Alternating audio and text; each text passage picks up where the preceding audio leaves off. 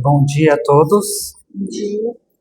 Vamos agradecendo a Deus por mais uma oportunidade, agradecer a Deus por mais um dia estar encarnado aqui na Terra, por mais um dia estar iniciando uma semana, agradecer a Deus por mais um dia a porta dessa casa estar aberta, por a gente estar aqui hoje, agradecer aos protetores, aos nossos e ao da casa, que mantém essa harmonia tão boa.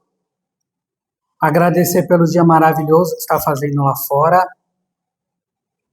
Agradecer por ele ter emprestado mais um dia esse corpinho para nós.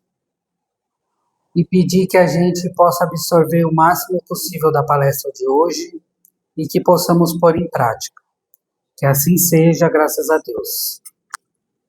Por favor, Célia, seja bem-vinda novamente. Muito obrigada. Bom dia. Como é que vocês estão? Você não quer chegar para cá? E aí ficamos todos juntos? Aonde você quiser. Que bom.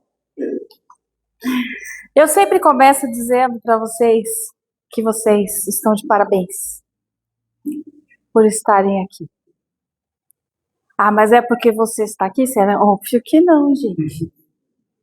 O que eu estou dizendo é difícil quando a gente resolve que vai fazer alguma coisa para a nossa evolução, para a construção do nosso espírito, para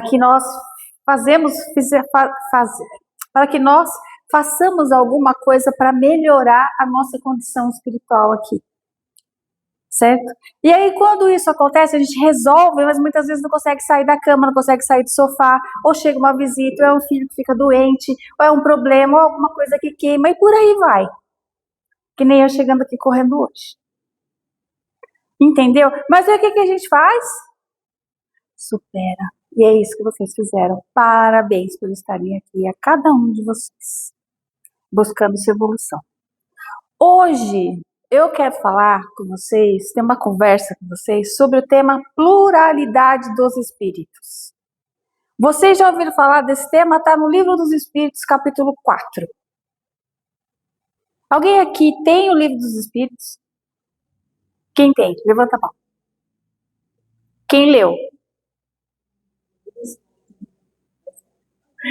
Quem já estudou?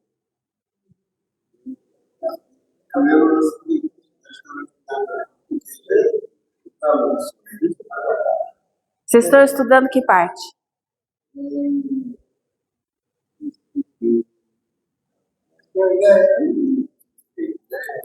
Faz tempo? Perfeito, começaram direitinho. Difícil. 200 e pouco. Então, normalmente, as casas começam pelo Livro dos Espíritos. Às vezes, nem começa pelo Livro dos Espíritos, começa pelo Evangelho.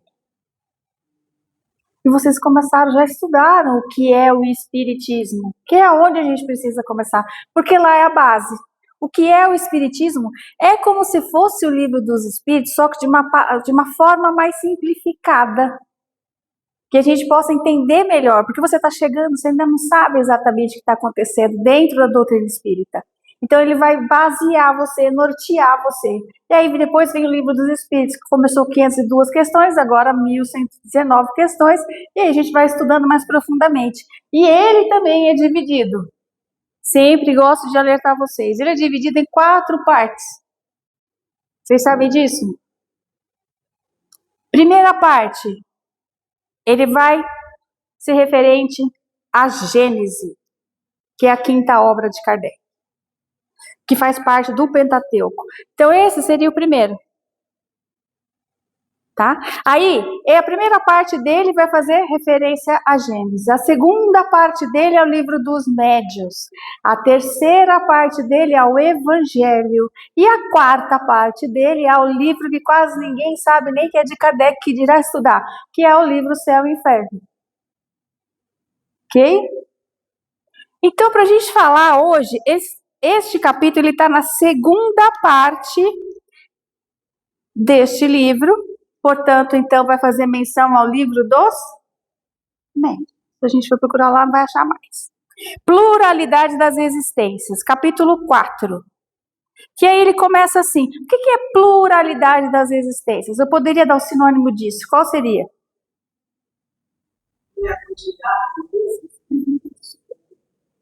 E a gente chama isso de? Na doutrina espírita, como é que a gente chama várias vidas? Reencarnações. Eu poderia ter falado só reencarnação, tá? Mas o nome do capítulo é pluralidade dos espíritos. Por isso, trago a vocês, para que a gente tenha esse conhecimento de base também.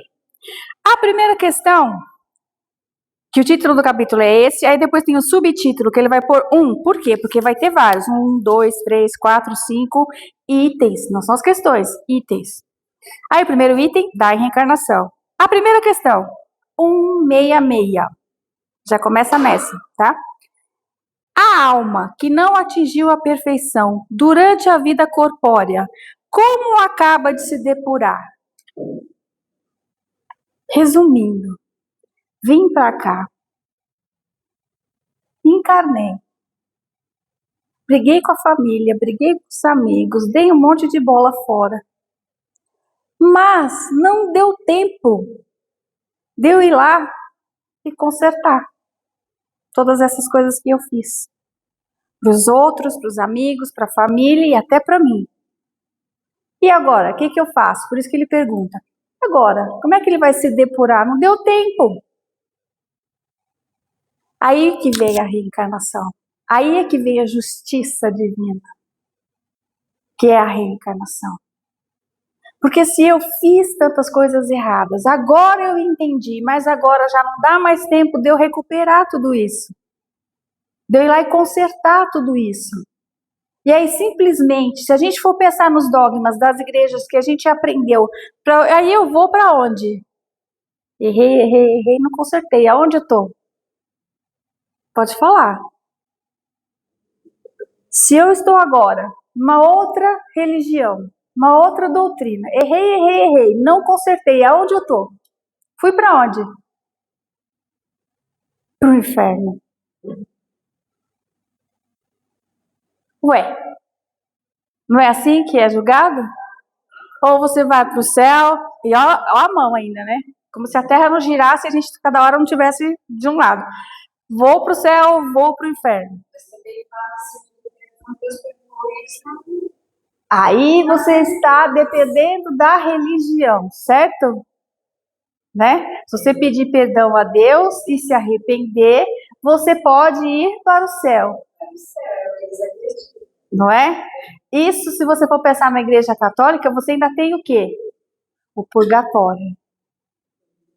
Porque se você não se arrependeu, ou se arrependeu, mas não foi lá, não deu tempo de ser uma boa pessoa, você ainda é uma má pessoa, o que aconteceu?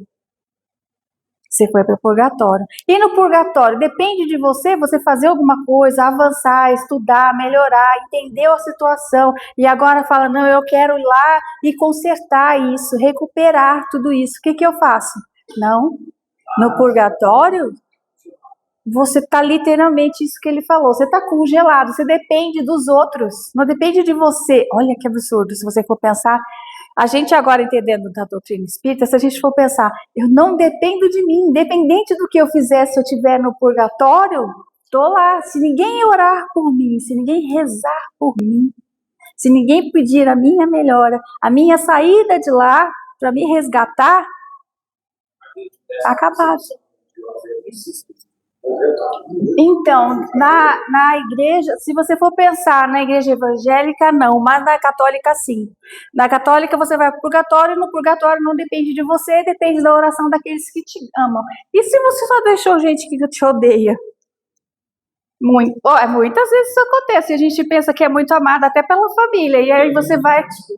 E aí, se por um acaso você pudesse, né, se você for um pouquinho mais elevado, ou até você tiver isso como provação, olha lá, durante o seu enterro, vejam, ouça o que as pessoas estão falando de você. Aí você percebe que de verdade ninguém te amava. E aí se você estiver doente, então ele prefere que você vá mais rápido, não é nem que você sare. não é? E isso independente até se tem dinheiro, porque muitas vezes também não quer ter trabalho, como você disse. Então isso a gente está falando de uma doutrina que você seria condenado de vida eterna. Você não teria como recuperar de nenhuma forma. Mesmo que você agora viesse e falasse assim, então agora eu vou vir para sofrer tudo que eu causei às outras pessoas. Você não teria essa possibilidade, porque eles não acreditam em reencarnação. Uns vão acreditar que você morreu, ou vai para o céu, ou vai para o inferno, ou senão você vai dormir com os anjos, ou vai ficar lá com os anjos, aquela coisa, né? Ou senão você vai dormir até que haja o despertar. Então, de qualquer forma... Você vê voltar ou como é seu nome? Clélia. Clélia, depende. A reencarnação, ela pode ser compulsória, aquela que é automática. Vamos supor, o espírito, ele veio, encarnou e ele fez tanta besteira para ele, para os outros, que ele não avançou em nada. E ele não tem consciência ainda nem do que ele fez. Nem sentimento de dor, de arrependimento, nem moral, nada. Então esse espírito, ele vai encarnar compulsoriamente, é como se ele desencarnasse e automaticamente já reencarna. Já se você já avançou alguns degraus, vamos supor que nós aqui, vamos supor, ok? Não sabemos, mas vamos supor e querer que avançamos um pouquinho. Aí a gente já participa desse processo reencarnatório. Como eu participo? Primeiro, se eu tiver a condição de escolher quais serão as provas, as expiações que eu vou passar aqui, o que eu quero aprender, com quem, como, onde, qual família. Vou ser pai, vou ser mãe, vou ser filho de quem? Vou ter filhos? Vou ser pobre? Vou ser rico? Vou ser inteligente? Ou não? Vou ter alguma idiotia, como eles chamam, que no caso é você ter algum problema de inteligência ou até mesmo para você entender as coisas. Vou ter algum problema físico? Eu posso escolher isso como expiação, como prova, se eu já tiver condição também. Mas aí é que tá, eu posso escolher, falar, não, olha, eu agora que eu estou aqui no plano espiritual, desencarnei, fui para o plano espiritual, vi um monte de coisa que eu fiz, falei, uau, essas coisas não foram legais. Aí logo penso, agora eu preciso ir lá e consertar com essas pessoas. Eu me arrependo, vi que eu não deveria ter feito, estou de verdade arrependida. Adiantou só eu me arrepender? Agora eu vou vir, pronto, tudo liberado, já sou espírito evoluído? Não. Dentro da doutrina espírita, não é como nas outras doutrinas ou religiões que você se arrependeu, como você estava falando, e aí tudo bem. Não. Primeiro passo é você se arrepender. Aí após esse arrependimento, o que vem? A expiação, que a gente vai chamar na doutrina. A reparação. Mas, o que seria de nós, Lourdes, se a gente não esquecesse? Porque imagina se eu chego aqui e descubro que eu sou filha de um pai que eu matei. E imagina se esse pai sabe que foi por minha causa que ele desencarnou e agora a gente tem essa diferença e a gente precisa se amar. Como é que eu vou conseguir vê-lo dessa forma, sendo que eu estou morrendo de culpa? Já que eu me arrependi, lembra? Eu estou morrendo de culpa. Como é que eu vou conseguir fazer isso? Como é que ele vai conseguir me amar, confiar, entender que agora eu posso ser outra pessoa? Então, se a gente for pensar, o esquecimento pra gente é uma dádiva de Deus. É aí que vem a intuição. Porque eu esqueço, mas peraí, se eu vier para cá, esqueci tudo. É muito provável que eu faça tudo de novo, não é? Porque aquilo ainda está contido em mim, eu ainda tenho essas más paixões, más tendências. Mas aí me vem aquela intuição, isso aqui não é bom. Não é este caminho aqui que eu devo ir. Não é? Que a gente chama de déjà vu. Que é o famoso déjà vu, já que é francês. Você vai ver e fala, não, peraí, esse não é esse lugar não que eu quero ir, eu já sei, já me dei mal aqui. Você tem essa sensação. E não só a intuição que vem de você, porque já é de lembrança sua, de existências passadas, como você pode também ter ajuda do plano espiritual. Através de quem? De Jesus. Mas Jesus também é como se ele fosse, não vou dizer isso, obviamente, tá? Quando você pede alguma coisa, tanto você pode, dentro da doutrina, você pode pedir diretamente a Deus. Você pode pedir a Jesus. Às vezes, quando a gente está doente, o que a gente normalmente faz? Bezerra de Menezes, por aí vai, não é assim? Mas não existe essa hierarquia, a gente pode falar direto com Deus, ok? Ok. Mas, dentro da doutrina, a gente também já entende no livro dos Espíritos que quando nós encarnamos, para que a gente tenha e mantenha uma direção que a gente planejou, quem vem com a gente? Mentor. Mentor. Por que eu preciso desse mentor? Aí é.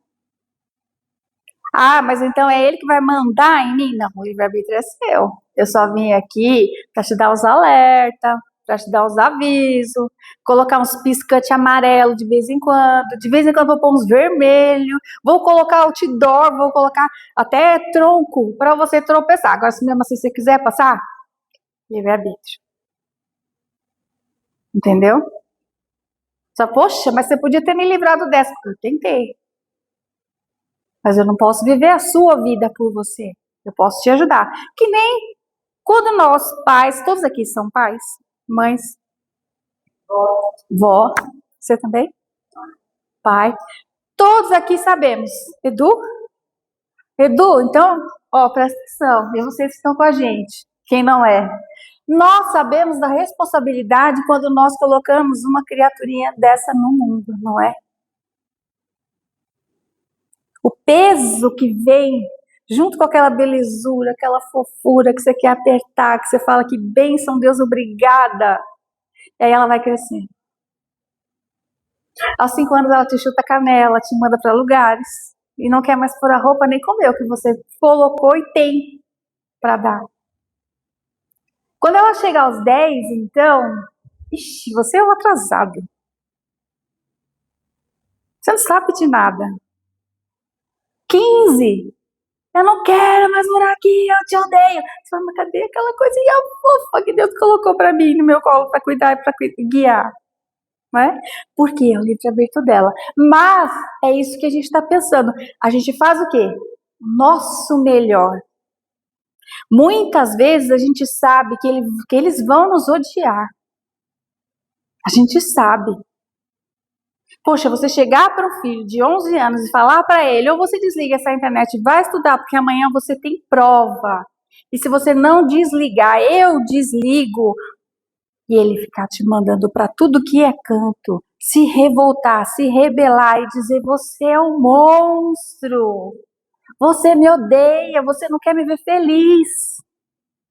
E você ter que engolir aquilo e falar, oh Deus, obrigada, eu pedi paciência, você mandou ele, é isso, estou entendendo. Não é assim?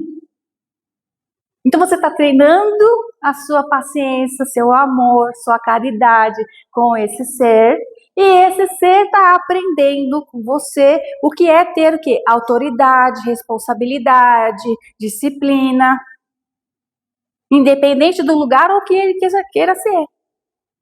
Aí você fala assim, poxa, mas tem pai que não faz isso, ele quer mais ser amado. Tem de tudo, gente.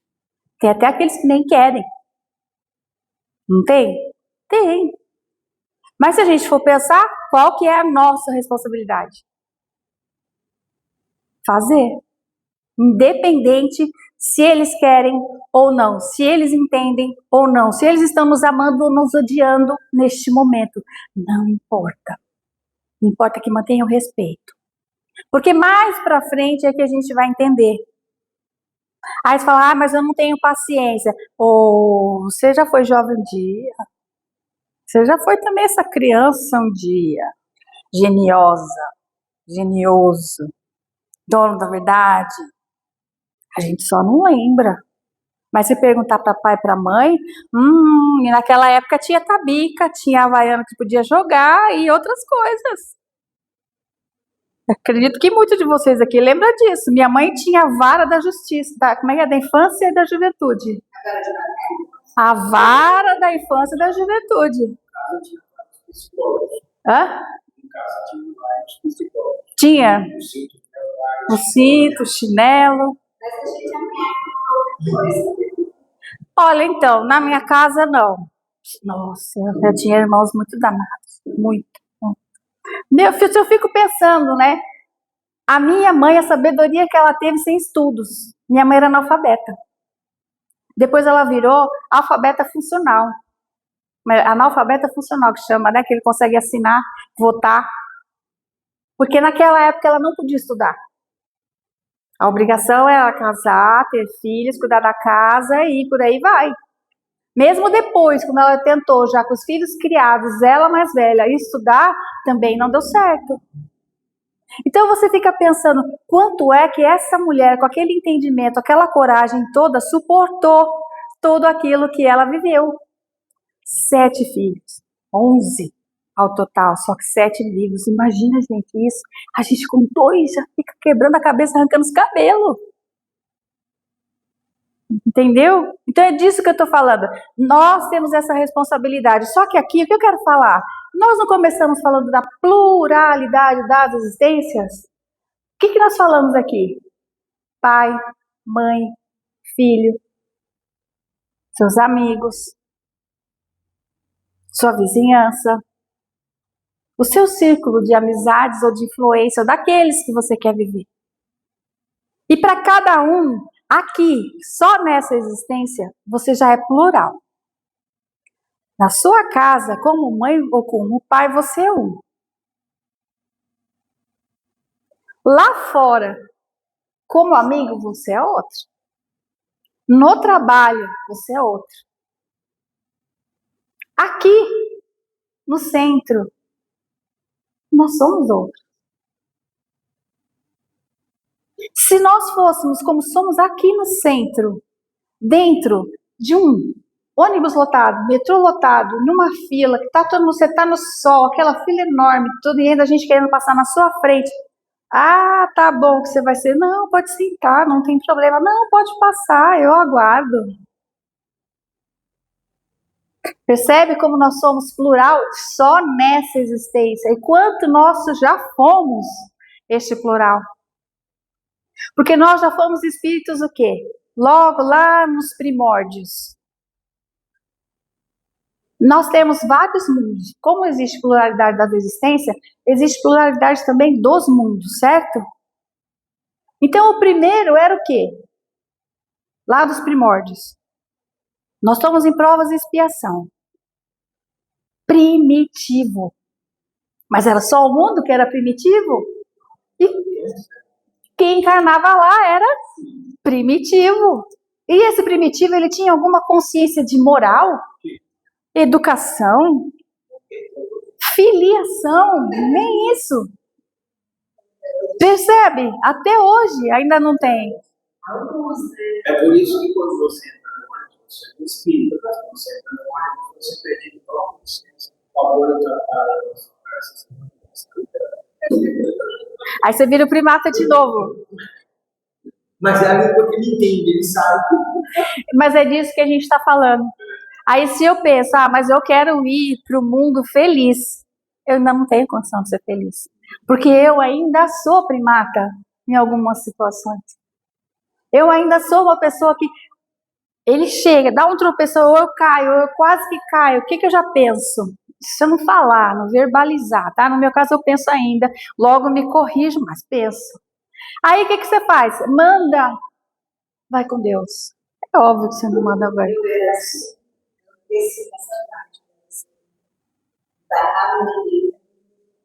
Você já queria esbarrar de volta ou se eu pôr o pé para ele cair, não é isso?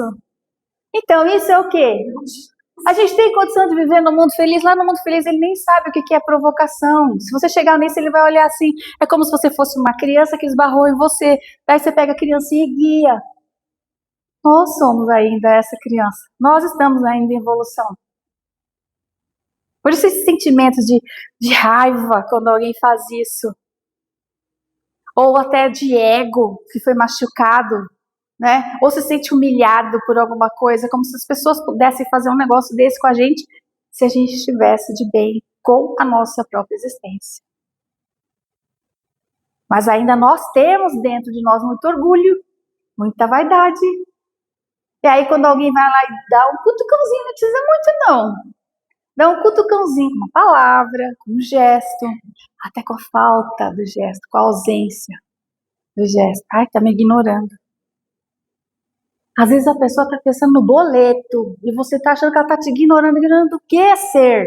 Você não é o centro do universo. Mas a gente acha que é. Eu percebo que às vezes faço, mas eu percebo que as pessoas elas estão sempre imaginando que você está.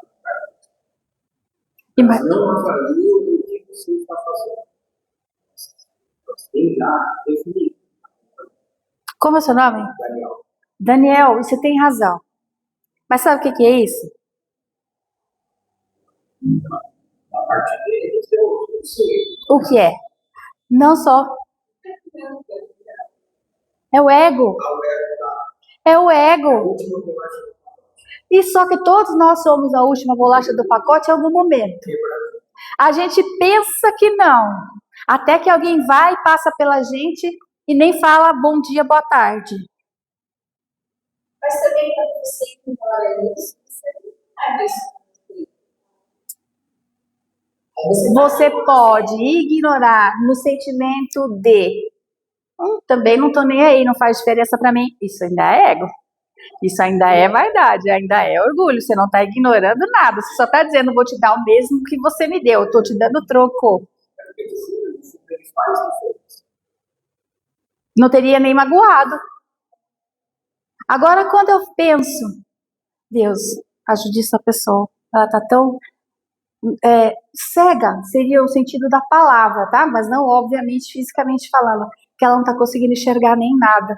Porque às vezes você levanta da cama, você sequer percebe, consegui acordar, tô respirando, meus olhos abriram, estou enxergando. Ai, o dia tá lindo, olha que sol maravilhoso. Ai, eu tenho café para tomar. Mesmo que eu tenha que fazer, mas eu tenho para fazer. Percebe? Eu acordo tão corrido que eu já atropelo em tudo, eu bato na mesa, eu já começo a xingar, o gato vem fazer um carinho nas minhas pernas, eu falo, sai, eu tô atrasada. E aí eu faço uma sequência disso até o final do dia.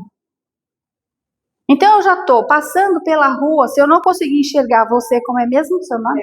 A Clélia. Se eu não conseguir enxergar a Clélia, o que aconteceu? É porque eu não tô pensando na Clélia. Aliás, eu não tô pensando em nem no caminho que eu tô fazendo muitas vezes. Quantas vezes você chega num lugar e você não sabe nem como é que você chegou? Parece que foi no automático. O carro guiou sozinho, ou que você foi andando, não viu nem o que estava acontecendo à sua volta, porque você estava pensando o que você vai fazer quando você chegar lá.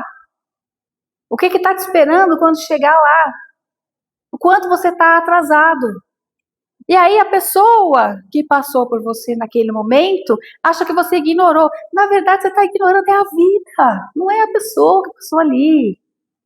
Mas aquele ser não tem também condição de entender, porque a vaidade e o ego dela também está lá aflorado. Percebe? Então é por isso que a gente está aqui. Para que a gente precisa de tantas existências? Se a gente aprendesse tudo em uma só, seria, mas não dá. Porque como é que eu tenho condição de saber o que é ser pai? Né, Daniel? Como é que eu tenho condição de saber o que é ser filha sem ser? Ser mãe sem ser? Ser homem sem ser? Ser mulher sem ser? De ser pobre, ser rico? Viver num país onde tudo é proibido? Ou onde tudo é permitido? Então eu tenho que viver várias existências para que eu possa desenvolver, literalmente desenvolver essas habilidades.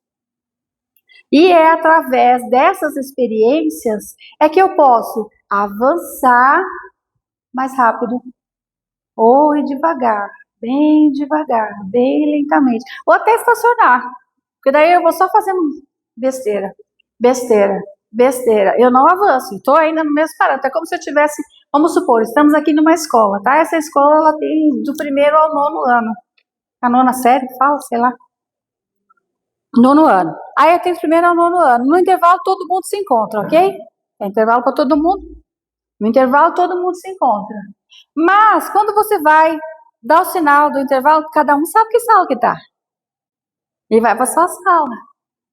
O do 3º não vai lá pro 9º. E o do 9º também não quer ficar no 3º. Não é verdade? Então você já sabe onde é que você está. Mas, se você continua só andando de lado, que nem caranguejo, ao invés de avançar, o que acontece?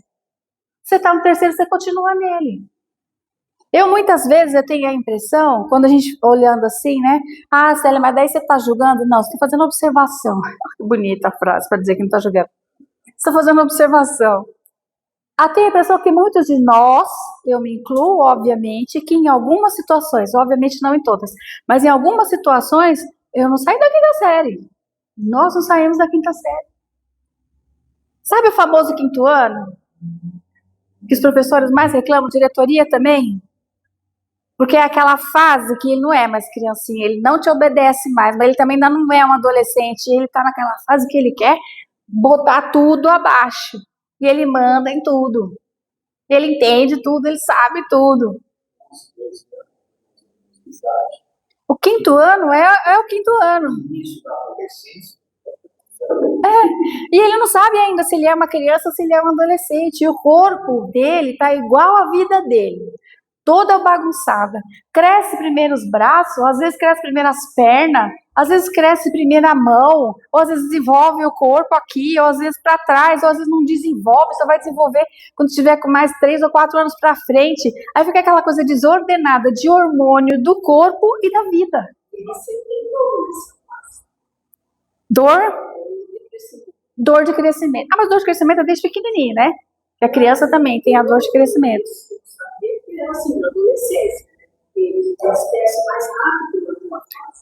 Tem uns que dão estirão assim, de um ano para o outro que você não reconhece, porque a criatura cresceu uns 15 centímetros em um ano. Aí você fala, quem me dera, Deus, só esqueceu aqui, tá? Conta, mas tudo bem. Hã? Aí quem te viu um ano atrás não te reconhece depois.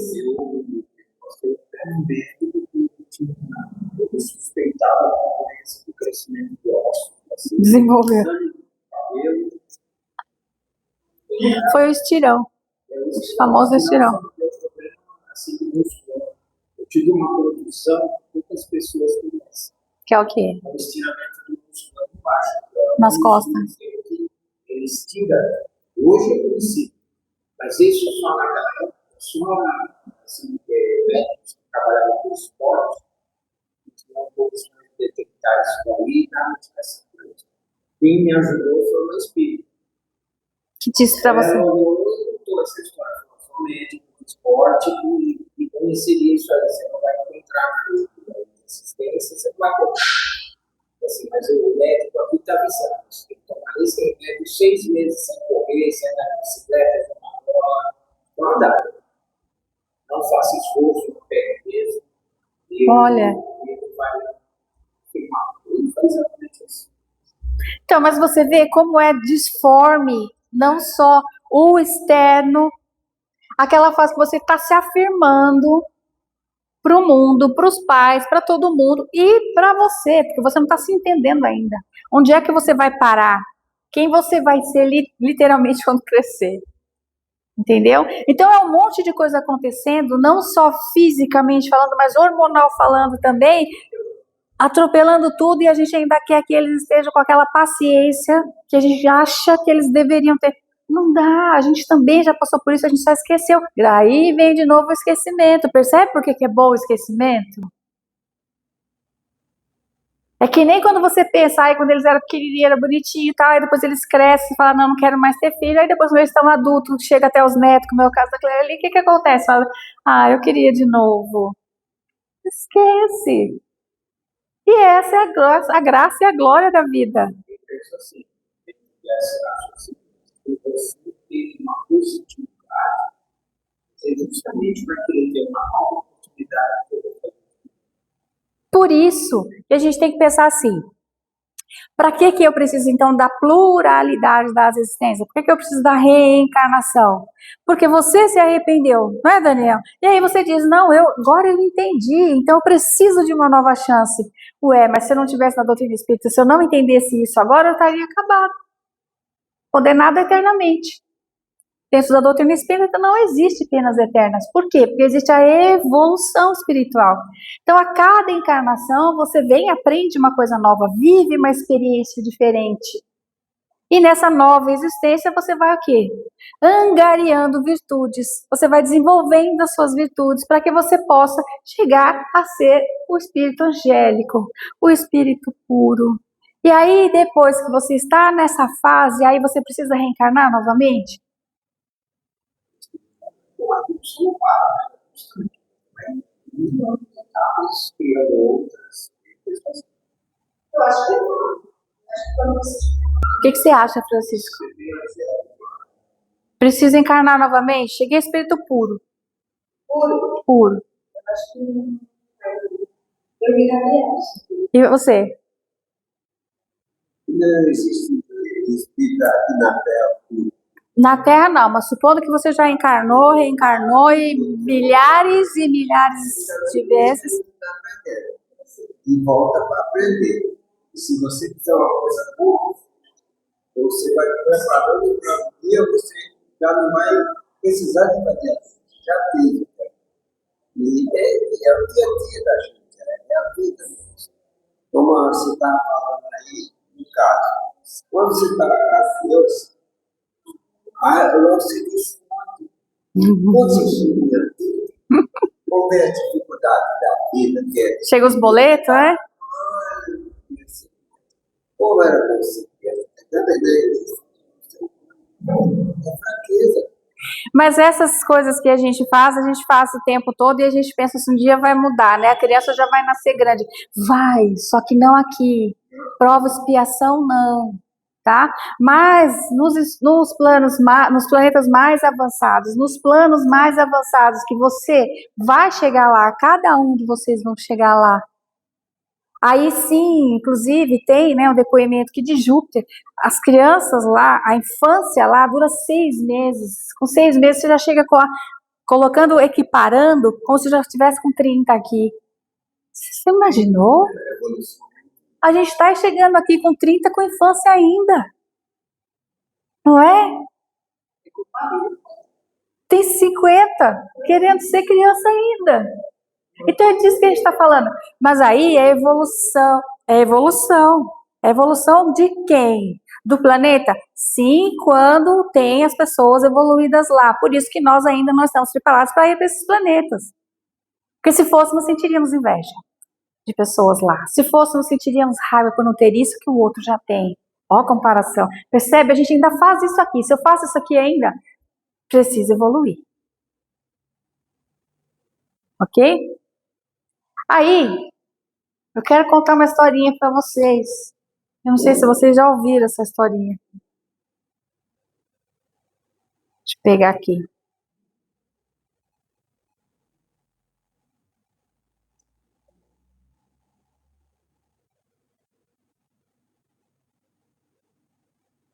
Chama-se A Vida Após o Parto. Alguém aqui já ouviu? Vamos lá. Um escritor húngaro explicou a existência de Deus invisível com uma ótima analogia. Do ventre de uma mãe haviam 2 bebês. Um perguntou ao outro: "Você acredita em vida após o parto?" O outro respondeu: "É claro, tem que haver algo após o parto. Talvez nós estamos aqui para nos preparar para o que virá mais tarde." Aí o outro: "Bobagem", disse o primeiro. "Não há vida após o parto. Que tipo de vida seria?" O segundo disse: "Eu não sei, mas haveria mais luz do que aqui." Aí você fica pensando, né, o útero, a gente vê realmente, né, escuro. Talvez vamos poder andar com as nossas pernas, comer com as nossas bocas. Talvez teremos outros sentidos que nem podemos entender agora. Aí o primeiro respondeu: isso é um absurdo. Andar é impossível. Comer com a boca? Ridículo. O cordão umbilical nos fornece a nutrição e tudo que precisamos. Mas o cordão umbilical é muito curto. A vida após o parto, logicamente, está fora de questão. Vocês estão vendo a relação? E o plano espiritual, se tem ou não alguma coisa além daqui, dessa existência que a gente está. Aí, o primeiro respondeu: bobagem. E além disso, se há mesmo vida após o parto, então por que ninguém jamais voltou de lá? O parto é o fim da vida. E no pós-parto não há nada, além de escuridão e silêncio e esquecimento. Ele não nos leva a lugar nenhum. Bem, eu não sei disso segundo, mas certamente vamos encontrar a mãe. Ela vai cuidar de nós. Aqui não é quando a gente fala que a gente vai encontrar com Deus, vai encontrar, né? Com algo divino que a gente pensa que vai cuidar da gente. Aí ele fala assim, primeiro respondeu: mãe? Você realmente acredita em mãe? Isso é ridículo. Se a mãe existe, então onde ela está agora? A gente também é essa criança dentro desse útero, dentro dessa mãe, sem perceber o quanto estamos sendo cuidados, amparados e esperados fora deste ambiente. Segundo disse, ela está ao nosso redor, estamos cercados por ela. Nós somos dela. É nela que vivemos. Sem ela, este mundo não seria e não poderia existir. Aí disse o primeiro: bem, eu não posso vê-la, então é lógico, ela não existe. Ninguém voltou de lá, lembra? Que as pessoas falam, ninguém veio me dizer nada, então ela não existe. E é por aí. Ao que o segundo respondeu: às vezes, quando você está em silêncio, se você se concentrar e realmente ouvir, você pode perceber a presença dela, que eu vou colocar como dele, e pode ouvir a sua voz amorosa lá de cima. Na era dos avanços tecnológicos, é difícil nós imaginarmos vivendo em uma época do passado, em que as pessoas não tinham meios tão eficazes como os nossos para se comunicar, como viver sem rádio, sem TV, sem telefone, sem internet, sem celular. Hoje, já nos habituamos com a praticidade desses meios de comunicação e não nos vemos sem eles. Fazemos muitos cursos para aprender a nos comunicar melhor, e isso é muito bom. Também temos experimentado a importância do diálogo, como é de suma importância vivermos a partilhar em nossos relacionamentos com os nossos amigos e com aqueles com os quais convivemos. Então, o que ele quer dizer aqui para nós? Né? Que nós somos esses bebês. Ora acreditamos que nenhum deles acredita.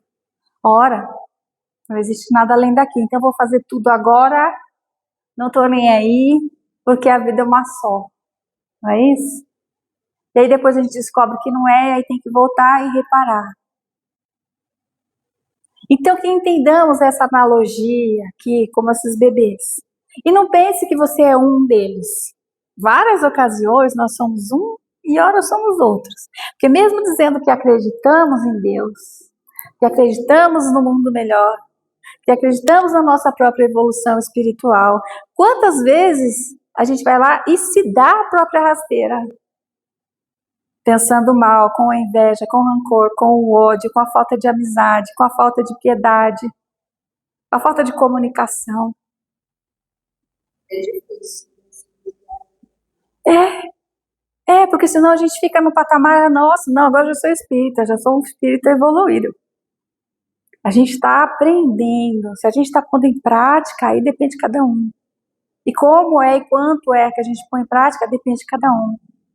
Então essa lição da pluralidade dos espíritos ela vem para mostrar para nós o quanto nós precisamos cuidar de nós, da nossa vida, da nossa existência e cuidar da nossa própria educação e evolução. Porque muitas vezes estamos preocupados, o que o fulano é, fulano deixa de ser, porque não faz isso, porque não faz aquilo. Você não vai dar conta do fulano quando você voltar. Não vai ser do fulano que vão te perguntar. Vai ser do que você aprendeu, do que você evoluiu, quanto você progrediu. Para partir para a próxima série, para a gente sair da quinta série. Aí a gente aprende Cada dia um pouco.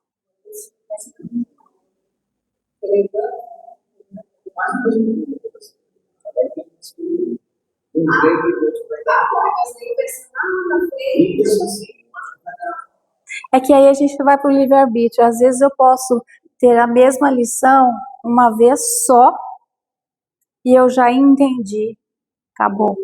E às vezes eu passo 10 lições, 10 vezes a mesma lição, às vezes de forma diferente, com palavras diferentes, com pessoas diferentes, e eu não entendo, a não ser quando eu levo aquele baque, que né, quando as pessoas falam assim, agora você entendeu, não é? Há várias formas da gente aprender, com a experiência dos outros, com o amor, ou a dor.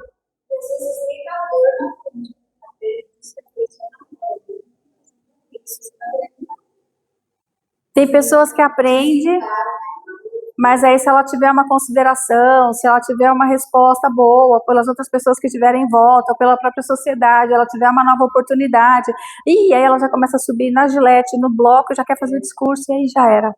Já se sente diferente de novo, e aí começa a humilhar outra vez. Mas aí a lição não foi aprendida, foi só a situação, entendeu? Ah, eu me arrependo, porque senão eu vou ter que ficar aqui. Então é isso que a gente está aprendendo dentro da doutrina espírita. Não é humilhar os outros, não é ficar julgando os outros, é aprender quem eu fui, aonde eu estava e como é que eu consegui já chegar até aqui. Nós estamos sentados civilizadamente, conversando numa boa. Não estamos? Então isso significa que de algum modo nós já evoluímos. Então vamos partir daqui para frente. Eu desejo para vocês uma linda evolução, um ótimo domingo e uma semana maravilhosa a todos. Fiquem em paz. Obrigada.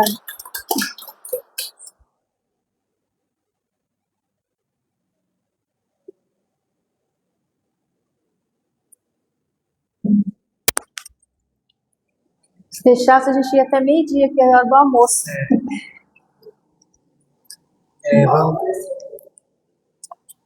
Vamos lá. Pode falar. E quando a conversa tá boa, a gente, né, nem vê o tempo passar, é a prosa. Vamos agradecendo a Deus por mais uma oportunidade. Pedir que a gente possa nos libertar da nossa consciência, das nossas amarras que a nossa consciência nos coloca, que a gente possa trabalhar mais com o coração do que com a consciência, porque a gente sabe que Deus não nos julga, é a gente mesmo que nos julga, é a nossa consciência que nos prende, é a nossa consciência que analisa se o outro está certo, se o outro está errado, e muitas vezes a gente não precisaria nem fazer esse julgamento, né? A gente tem que fazer o bem sem olhar a quem. Então, que a gente possa olhar mais com o coração do que com a consciência, que a gente possa não nos culpar tanto, não nos julgar tanto, não julgar o outro tanto, e que possamos apenas levar a vida com mais leveza, com mais amor. Que assim seja, graças a Deus. Tá bom. E tu?